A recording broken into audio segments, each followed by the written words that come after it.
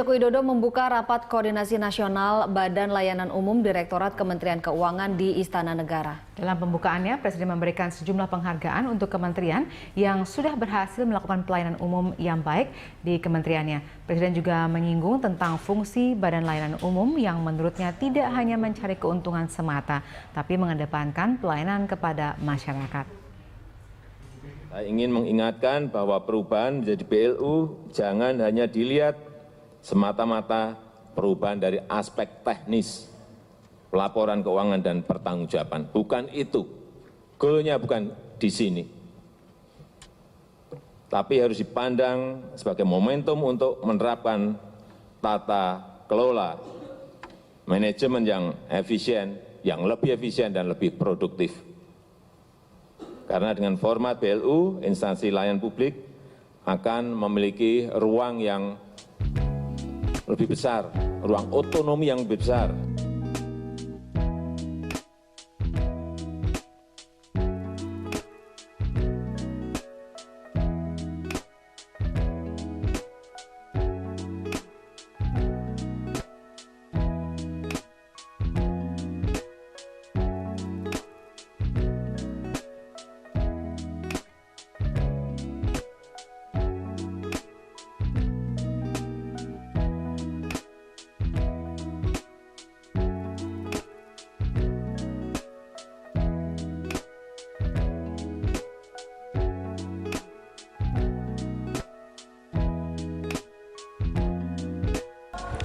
Halo teman-teman, selamat pagi.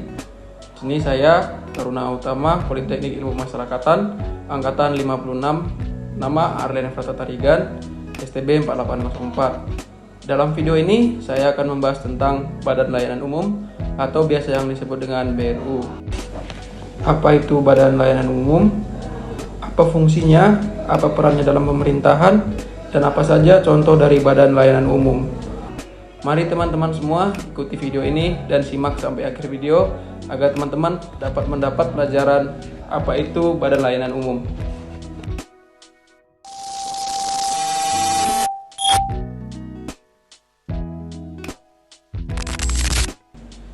Di Indonesia, Badan Layanan Umum atau BLU adalah instansi di lingkungan pemerintah yang dibentuk untuk memberikan pelayanan kepada masyarakat berupa penyediaan barang atau jasa yang dijual tanpa mencari keuntungan dan dalam melaksanakan kegiatannya didasarkan pada prinsip efisiensi dan produktivitas.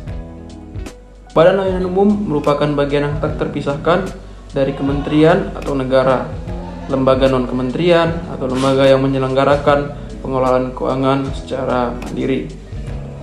Walaupun pengelolaan keuangan negara dilakukan secara terpisah dengan instansi induknya, tetapi harus berpatokan pada ketentuan-ketentuan peraturan perundang-undangan yang berlaku, khususnya di Indonesia.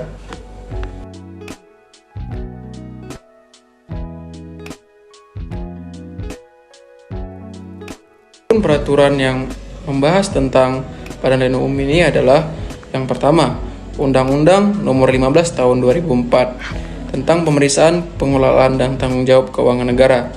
Yang kedua, Undang-Undang Nomor 17 Tahun 2003 tentang keuangan negara itu sendiri.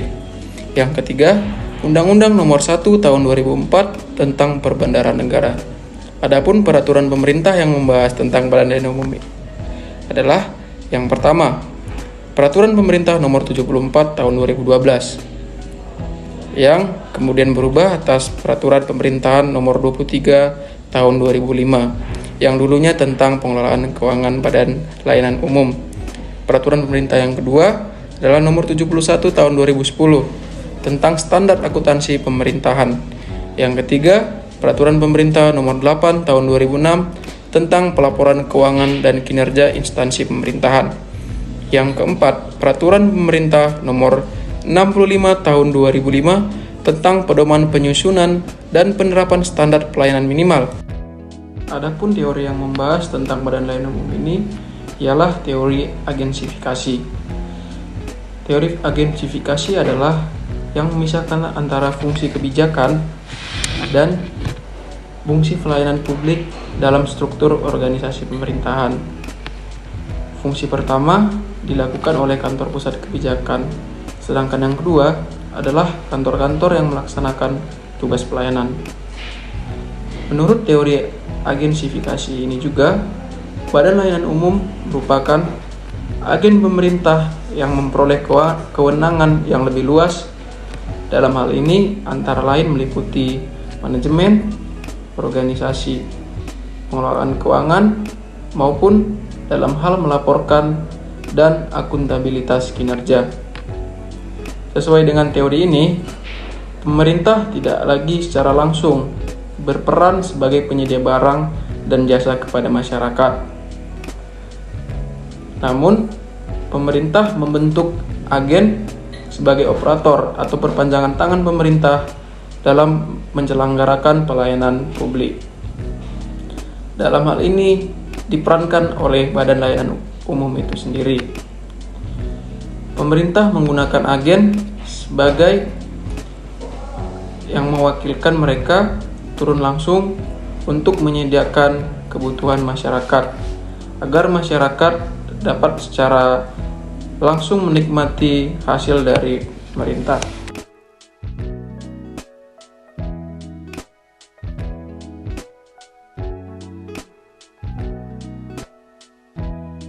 Adapun peran Badan Layanan Umum ialah pertama, memberikan pelayanan kepada masyarakat berupa penyediaan barang, jasa yang dijual tanpa mencari keuntungan. Yang kedua, menerapkan praktik bisnis yang sehat untuk meningkatkan pelayanan kepada masyarakat. Yang ketiga, mengelola keuangan secara fleksibel berdasarkan praktik bisnis yang sehat.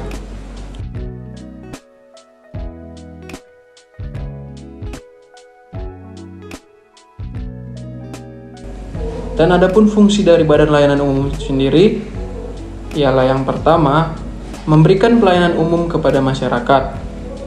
Yang kedua, meningkatkan efisiensi, produktivitas, dan profesionalitas.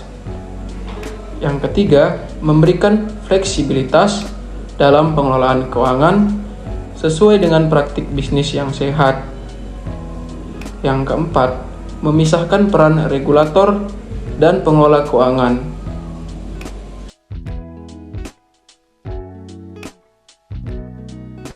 Adapun contoh dari Badan Layanan Umum ialah yang pertama, Rumah Sakit Umum Daerah. Yang kedua, Badan Penyelenggara Jaminan Sosial atau BPJS.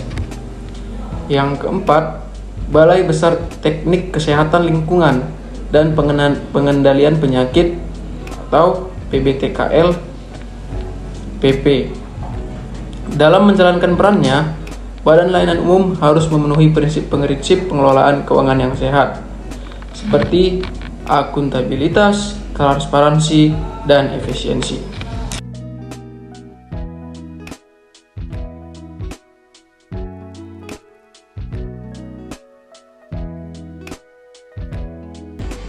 Standar pelayanan minimum adalah spesifikasi teknis tentang tolak ukur layanan minimum yang diberikan oleh Badan Layanan Umum kepada masyarakat. Agar fungsi standar pelayanan dapat mencapai tujuan yang diharapkan, standar layanan Badan Layanan Umum seharusnya memenuhi persyaratan, yaitu yang pertama, fokus pada jenis layanan. Yang kedua, layanan tersebut dapat diukur. Yang ketiga, dapat dicapai. Yang keempat, relevan dan dapat diandalkan. Dan yang terakhir, tepat waktu dalam penyelenggaraannya. Kita sampai di penghujung video. Saya harap buat teman-teman yang telah menyaksikan video saya dapat mengetahui dan mengerti apa itu Badan Layanan Umum, apa perannya di dalam pemerintahan, apa fungsinya, peraturan apa saja yang mengikatnya, dan apa contoh dari Badan Layanan Umum. Terima kasih, sampai jumpa di video saja selanjutnya.